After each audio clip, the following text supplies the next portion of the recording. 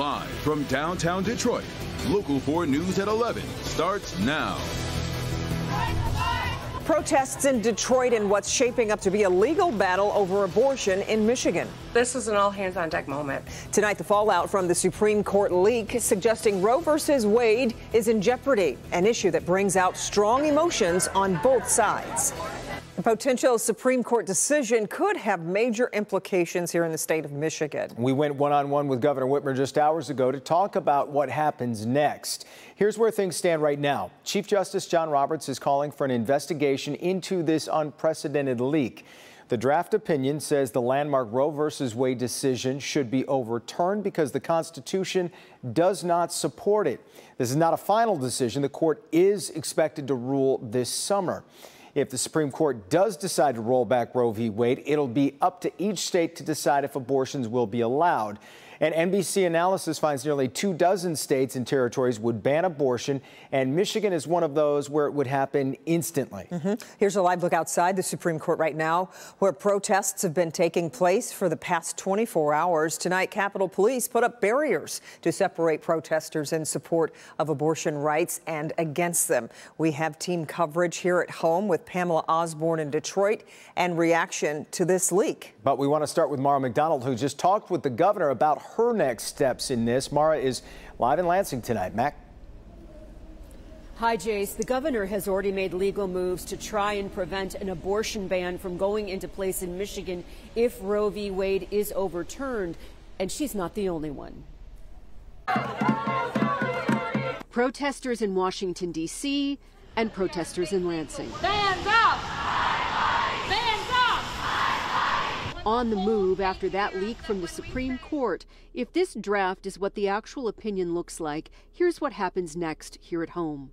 Michigan would go from a pro-choice state overnight to having one of the most extreme laws in the country. That's not hyperbole. Because of a 1931 law on the books in Michigan that criminalizes abortion. People have abortions for all kinds of reasons, and many of them are medically necessary.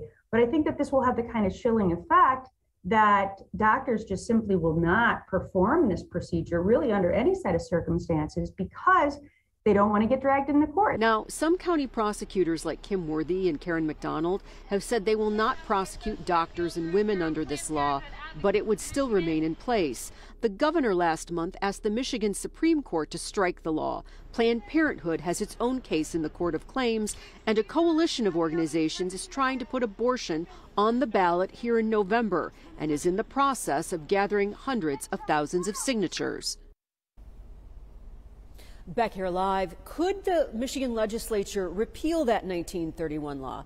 Yes, but the Michigan GOP controls the Michigan legislature and so far has shown no inclination that it is willing to do so. We're live in Lansing tonight. I'm Mara McDonald, Local 4. Yeah, and Mara, as we head into midterm elections here, voters are worried about lots of things, including inflation, but would a potential SCOTUS reversal of Roe drive turnout here? Well, that's the million-dollar question, Jason, and one I don't think that anybody really knows. I was talking to our pollster today, and he says, look, abortion mobilizes the bases of both of these parties, but it's independents in Michigan who tend to make or be the deciding factor in our statewide elections. Does this move the middle? Are economic factors more important to the middle? I guess we're going to find out. Back to you. Yeah, we sure will, and we'll hear a lot more about this along the way. Mara, thanks. Well, this is an issue that certainly generates a lot of emotions, and when you look back a few months, you can see why. A WDIV Detroit News poll from January found 67% of Michigan voters want Roe v. Wade left in place. 19% support overturning it, and the rest didn't know. Pamela Osborne spent the day talking to people, and many obviously have strong opinions on this. Pam joins us live from federal court downtown Detroit, where protests were held there earlier tonight. Pam. Kimberly and Jason, you get the sense that it isn't over until it's actually over. As you mentioned, pro-choice advocates rallying here in front of the federal courthouse tonight, demanding access and action from lawmakers. I'm not condemning their ideologies. I just don't think they have a right to impose their ideology on me. At 75 years old, Judy Raitt never thought she'd be here, standing against the draft opinion of the highest court in the land. To see individual rights just evaporate, and because certain laws are twisted certain ways. We will fight back till the end. More than 100 others joined together by the single thought that a woman should have the right to choose what happens within her own body. Honestly, I probably wouldn't be here if my mom didn't have the ability to get an abortion. Sean Vaughn says it was a choice her mother had to make during a pregnancy that threatened her own life. She can't imagine a world where a choice for any reason doesn't exist. The extent to which that is even possible to enforce depends on what we do. It's hypocritical. This is so unbelievably unfair, unjust. Abortion is a human right. Taking it all in was Democratic Congresswoman Rashida Tlaib. That decision was made. It's very clear. It's overwhelming support around our country for this. And a handful of justices, extremists, made a decision that will impact us. She cautions the Supreme Court's opinion isn't a done deal yet. Doing nothing isn't an option. Take it up. Abolish the filibuster. Expand the Supreme Court. I mean, these are options at the table. And not everyone is against the Supreme Court's draft opinion here. Earlier today, we spoke with Right to Life Michigan.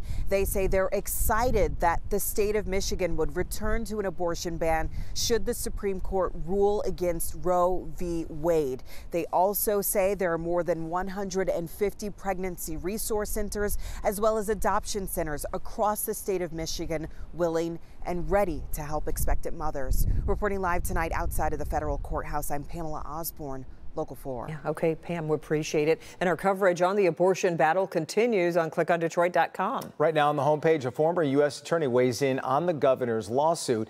And our Devin Scillian, who was in D.C. today at the Supreme Court, is looking into how this could impact the midterms. Plus, we'll have any new reaction on Local 4 News today starting at 4:30 a.m.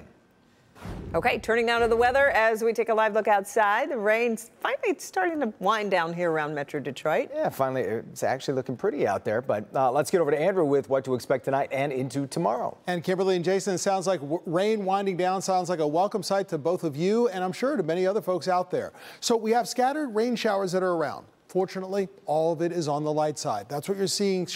That's what you see here in green. You can see that here in western portions of Wayne County. We've had a few raindrops here in downtown Detroit, and here are a few more that are on the way. From Inkster to Wayne, Romulus, a few light showers that are occurring. Lightning tracker is turned on. No lightning associated with this. So we'll see on and off light rain for the next couple of hours before it all moves away by dawn tomorrow. Rather cool outside, getting a little chillier. Temperature's gone down a couple of degrees, 51 right now, and with a wind out of the north-northeast, it's going to pull in some chillier air from that direction.